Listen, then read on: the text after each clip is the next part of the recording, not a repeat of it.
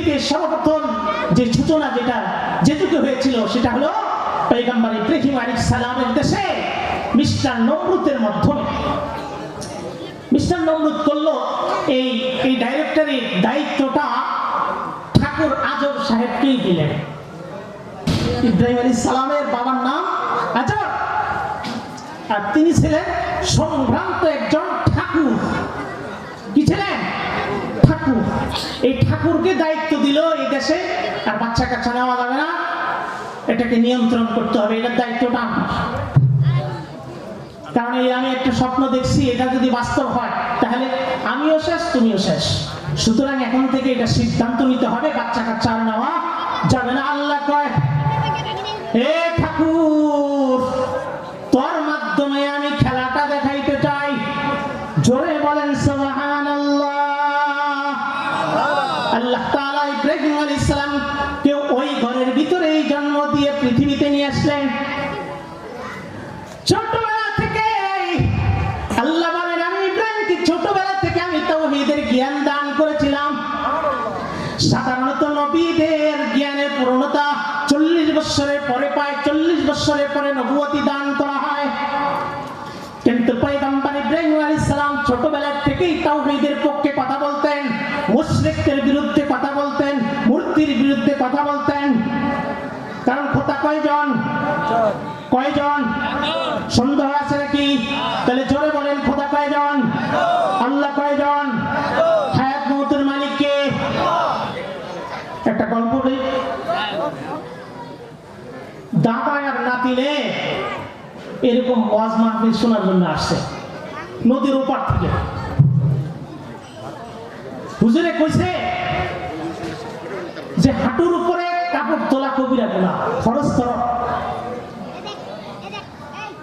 তো এখন দাদা ওয়াজ শুনা ওই হাঁটুর কাপড় উপরে তুলে যাইতেছে। নাতি কয়, দাদা হুজুরেতে কইছে, কি কইছে?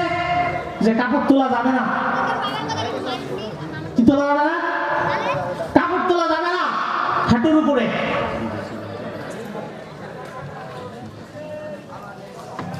তো এরপরে দাদাই কয়, এই নাতি, আরে রাখ তোর ওয়াজ, তুই না তোর বাপ যে সময় হয় নাই ওই সময় থেকে আমি ওয়াজ শুনি। নদীর ওপারের ওয়াজ আমি এপারে কোনোদিন আনি নাই। নদীর ওপারের ওয়াজ আমি এপারে। তো এরকম যদি আমাদের মন মানসিকতা থাকে তাহলে যত বড় বক্তাই এই চক্রপাল মাদ্রাসায় আসুক, স্বয়ং জিবরিল এসেও যদি বয়ান করে, এ জাতির পরিবর্তন হবে না। আমলের নিয়তে শুনতে হবে। একটু জোরে সরে তাকবীর দেন, লিল্লাহি তাকবীর, আর জোরে লিল্লাহি তাকবীর। আল্লাহ তাআলা আমাদেরকে সহি বুঝ দান করুক। পয়গম্বর ইব্রাহিম আলাইহিস সালামের জন্ম কোন ঘরে হইল? ঠাকুর নমরুদের ঘরে হইল। এরপরে তার মাকে একদিন জিজ্ঞাসা করে, মা আমার স্রষ্টা কে? বলে, তোমার স্রষ্টা আবার কে? তোমার স্রষ্টা তো আমি। তোমার স্রষ্টা কে মা? আমার স্রষ্টা তো তোমার বাবা। আমার বাবার স্রষ্টা কে? মিস্টার নমরুদ। নমরুদের স্রষ্টা কে? না, ওইদিকে যাওয়া যাবে না, ওইদিকে যাওয়া যাবে না। দেখেন ছোট মানুষ বলছিলেন পয়গম্বর ইব্রাহিম আলাইহিস সালামকে জাতির পিতা কেন বলা হয়? যে সমাজে শিরক দিয়ে, কুফর দিয়ে ছয়লাপ হয়ে গেছিল, অন্ধকারে নিমজ্জিত হয়ে গেছিল, এই অন্ধকার থেকে এই জাতিকে কেমনে ফিরাইবেন? আল্লাহ তাআলা এমন এক কঠিন একটা সময় পয়গম্বর ইব্রাহিম আলাইহিস সালামকে এই সমাজে পাঠাইলেন। কথা মনে আছে নি? ওই জালাস্তু বিরাব্বিকুম ওয়াদা করে এসেছি আমরা, এই কথাটা যেন ভুলে না যায়। তাই যুগে যুগে যুগে যুগে যুগে যুগে আল্লাহ এভাবে নবীদের মাধ্যমে আমাকে আপনাকে স্মরণ করে দিচ্ছেন। যদি স্মরণ করে না দিতে পৃথিবীর সমস্ত মানুষ অন্ধকারে নিমজ্জিত হয়ে থাকতো, আল্লাহর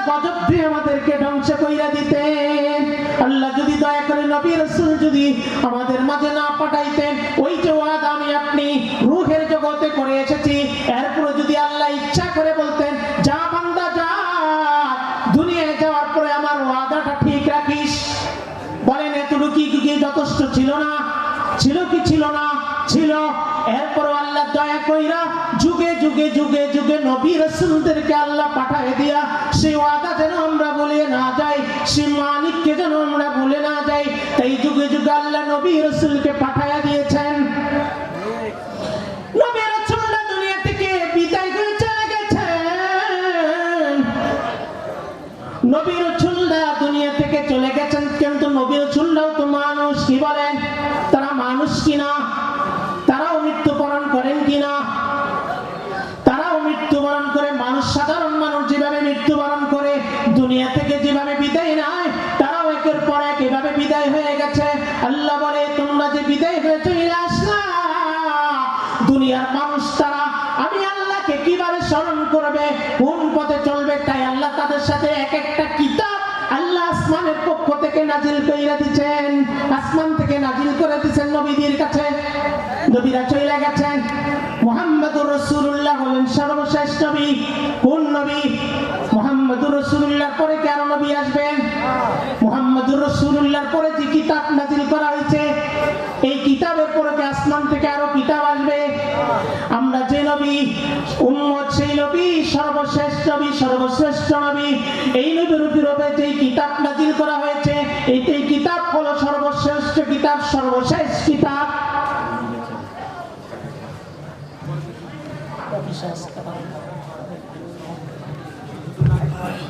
মুহতারাম হাজিরিন, পয়গম্বর ইব্রাহিম আলাইহিস সালামের কথা বলতেছি, এই কথা বলে শেষ করে দিব। আমাদের প্রধান মেহমানে চলে আসছেন ইনশাআল্লাহ। পয়গম্বর ইব্রাহিম আলাইহিস সালাম ছোটবেলা থেকে শিরকের বিরুদ্ধে, কুফরের বিরুদ্ধে লড়াই করেছেন, একাই লড়ে গেছেন। চিৎকার মারে বলেন সুবহানাল্লাহ। মোটামুটি যখন একটু 12 থেকে 14 বছর বয়স হয়ে গেল, সমাজের চাচা দাদা যারা আছে তাদেরকে জিজ্ঞেস করে, দাদা এগুলার সামনে যে বোম ধরে আপনারা পয়সা থাকেন, এগুলা তো মাছিও খেদাইতে পারে না, এটা আপনার কি কাজে আসতে পারে? প্রশ্ন করে, এই বাচ্চা মানুষ, তুমি এগুলা বুঝবে না, কয়টা সংখ্যা বুঝবে।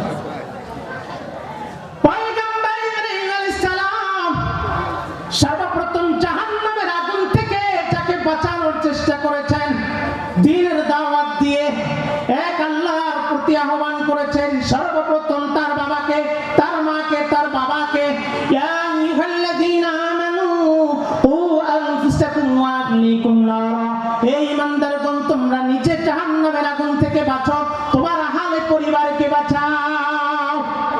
তাই পয়গম্বর ইব্রাহিম আলাইহিস সালাম সর্বপ্রথম তার বাবাকে, একটু যখন বড় হয়ে গেলেন, এরপরে তার বাবাকে বলতেছে ওয়াজকুর ফিল কিতাবি ইব্রাহিম ইন্নাহু কানা সিদ্দীকান নাবিয়্যা ইয ক্বালা লিআবীহি ইয়া আবাতি লিমা তা'বুদু মা লা ইয়াসমা'ু ওয়া লা ইউবসিরু ওয়া লা ইউগনি আনকা শাইআ। হে আমার বাবা, তুমি যেই সমস্ত খোদায় বিশ্বাসী, যাদেরকে তুমি খোদা মানো, এরা তো কানেও শোনে না, চোখেও দেখে না, এরা তো তোমার কোনো উপকার করতে পারে না, এরা তো তোমার কোনো ক্ষতিও করতে পারে না, এরা আবার তোমার খোদা হয় কেমনে? হে বাবা, ইয়া আবাতি ইন্নী কদ জানি মিনাল ইলমি মা লাম ইয়াতিকা ফাত্তাবি'নি আহদিকা সিরাতান সাবিয়্যা। আমি আপনাকে যেই পথে আহ্বান করতেছি, যেই দিকে দেখতেছি, আপনি আসেন, আপনি এই পথে আসেন। আপনি যদি আল্লাহর গজবে যদি ধ্বংস না হতে চান, আমি আপনাকে যেই পথের দিকে, যেই দিকে আপনাকে আহ্বান করতেছি, আপনি এই দিকে চলে আসেন। ইয়া আবাতি ইন্নী কদ জানি মিনাল ইলমি মা লাম ইয়াতিকা ফাত্তাবি'নি আহদিকা সিরাতান সাবিয়্যা। এটাই সঠিক রাস্তা, এটাই হেদায়েতের রাস্তা। يا أبت إني قد جاءني من العلم ما لم يأتك فاتبعني أهدك صراطا سويا يا أبت لا تعبد الشيطان إن الشيطان كان للرحمن عصيا। হে বাবা, আমি তো দেখতেছি আপনি যেই পথে চলতেছেন এটা তো শয়তানের পথ, আর শয়তান হলো আল্লাহ তাআলার সবচেয়ে বড় নাফরমান। শয়তান তো কাল কিয়ামতের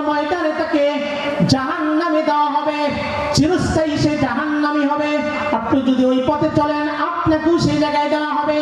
এভাবে একের পর এক ইব্রাহিম আলাইহিস সালাম তার বাবাকে বলে দিতেছেন, ইয়া আবাতি লা তা'বুদিশ শাইতান ইন্নাশ শাইতানা কানা লির-রাহমানি আসিয়া, ইয়া আবাতি ইন্নী আখাফু আন ইয়ামাসসাকা আযাবুম মিনার-রাহমানি ফাতাকুনা লিশ-শাইতানি ওয়ালিয়া।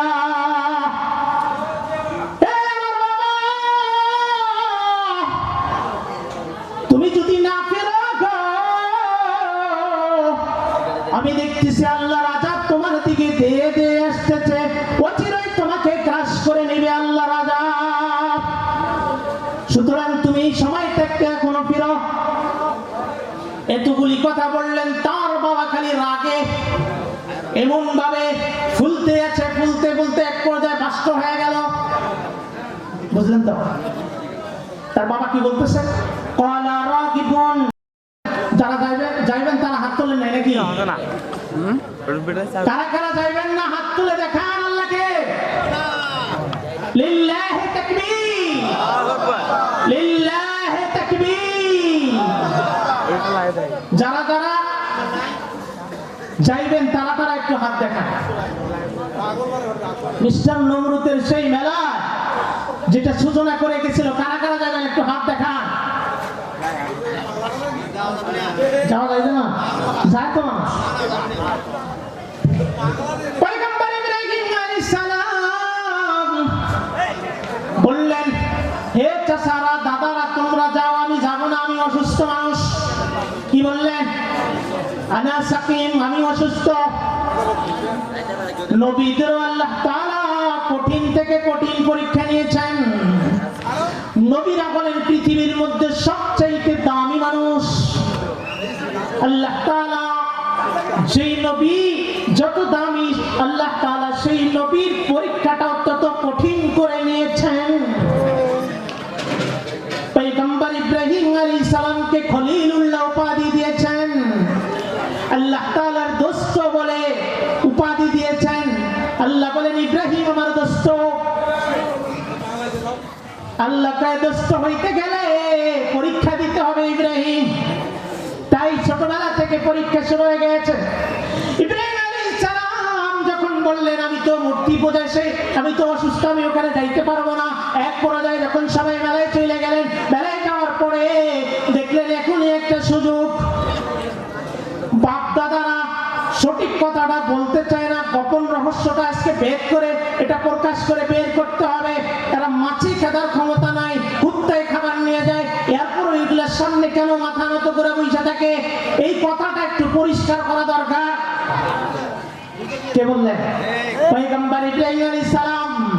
তাই ইব্রাহিম আলাইহিস সালাম সবাই যখন মেলায় চলে গেলেন, মেলায় চলে গেলেন, বড় একটা হাত, বড় একটা কুরআন নিয়ে, ফাজালাহুম জুজাতান ইল্লা কাবীরান লাআল্লাহুম ইয়ারজিউন, ইল্লা কাবীরান লাহুম ফাজালাহুম জুজাতা। পয়গম্বর ইব্রাহিম আলাইহিস সালাম যতগুলি মূর্তি ছিল সবগুলোকে ভেঙে চুরমাচার করে বড় মূর্তি যেটা দ্বারা আছে 10 হাতি মূর্তিটা, এটাকে তার যেটা দ্বারা আছে এটা ভাঙলেন না, এটার গলার ভিতরে ওই কুড়ালটা ঝুলাই দিলেন। এক পর্যায়ে ওই মেলা থেকে আসার পরে নিয়ম হলো ওই মূর্তির সামনে যায় সিজদা দিতে হবে, তাকে নমন করতে হবে, এরপরে বাড়িতে যাইতে হবে। বোঝেন নাই? আয়েশা দেখতেছে, হায় হায়, তাদের যতগুলি খোদা ছিল সব খোদারে সব শেষ করে ফেলাইছে, একটা খোদারও মাথা নাই, শুধুমাত্র বড় খোদাটা দাঁড়ায় আছে। তারা আয়েশা বলতেছে, না, হায় হায় হায়, আমাদের খোদার তো সর্বনাশ করে ফেলাইছে। ক্বালা মান ফাআলা, এই কাজ করলো কে? এত বড় সর্বনাশ কে করলো? ক্বালু সামি'না ফাতান ইয়াযকুরুহুম ইউকালু লাহু ইব্রাহিম, শুনছি ওই গ্রামে একটা ছেলে আছে, নাম হইল তার ইব্রাহিম। এই ছেলেটা আমাদের খোদার সম্পর্কে বাজে মন্তব্য করে। কি করে? বাজে মন্তব্য করে। এক কান দুই কান কইরা এক পর্যায়ে কইতেছে যে ওকে হাজির করো। হাজির করা হইলো। বাবা ইব্রাহিম, তুমি কি কাম করছো? আমাকে কেন জিজ্ঞান? ওই যে বড় খোদা দাঁড়ায় আছে তাকে জিজ্ঞেস করেন।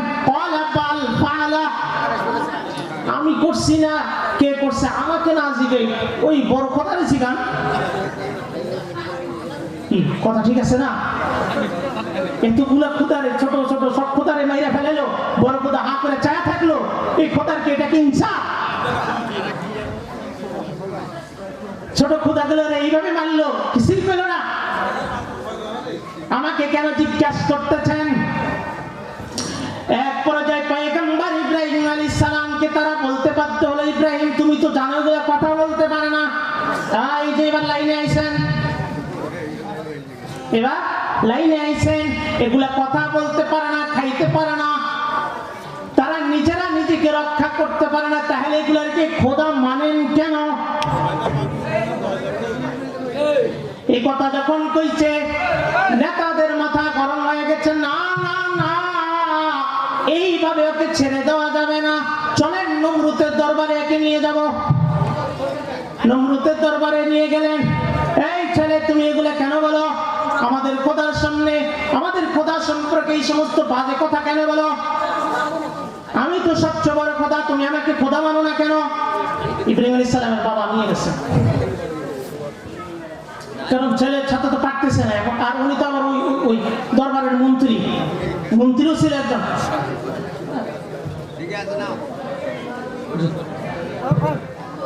বলছিলাম ইব্রাহিম আলাইহিস সালামকে যখন